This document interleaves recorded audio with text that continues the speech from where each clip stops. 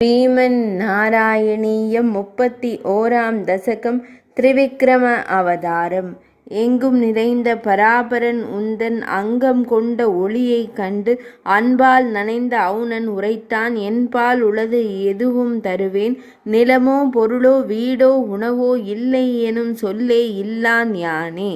பொருளுக்கொன்றும் குறையில்லை என்று கர்வம் மிகுந்த சொல்லை கேட்டாய். கருணாமூர்த்தி நீ அவன் குலத்தை பெரிதும் புகழ்ந்து நின் தாள் அளந்த ஓரிரு அடியாய் நிலம் வேண்டுமென்றாய். அறியேன் எந்தன் வடிவம் கண்டோர் சிரித்தார், அந்த சொல்லை கேட்டே அரிதாம் நின் செயல் அறிந்தவர் அறிவார். 3 உலகும் என் குடை கீழாமே, 3 அடி மண்ணால் ஆவது என்ன? அகிலம் ஆளும் அரசன் என்னிடம் தகுந்தது கேட்டிலை, பேதமை ஈதென்றான். அகத்தில் நான் எனும் எண்ணம் கொண்டு புகழை இகழ்ந்தான் மகாபலிதானே. விளைவது இதுவே தருக என்றாய், தளைந்தே மன்னன் நீருடன் நின்றான். சுக்ராச்சாரியன் அறிவன் அதனால் தக்கது அன்று தராதே என்றான். சுக்ராச்சாரியன் பகர்ந்தது கேட்டு தக்கதாயதொரு மறுமொழி சொன்னான். அண்டம் முழுதும் நிறைந்து நிற்கும் கொண்டல் வண்ணன் கையேந்தி நிற்பின் ஆசை வேறினி இல்லை அன்றோ.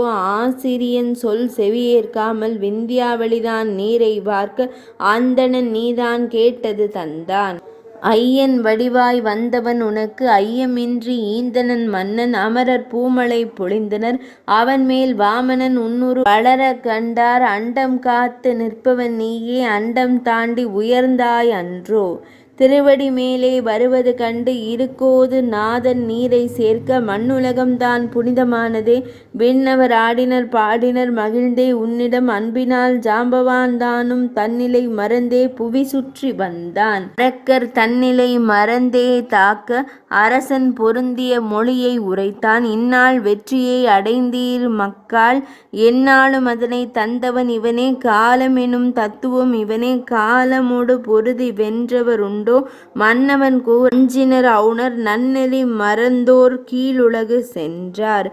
கருடன் வந்தான் மன்னன் தன்னை வருணன் என்னும் கயிறால் கட்ட, 3ஆம் அடிதான் எங்கே என்றாய், பொன்றா புகழ் மாவலிதானும் அடியேன் தலைமேல் வைப்பா எனவே. அடியவன் பிரகலாதன் மகிழ்ந்தான்.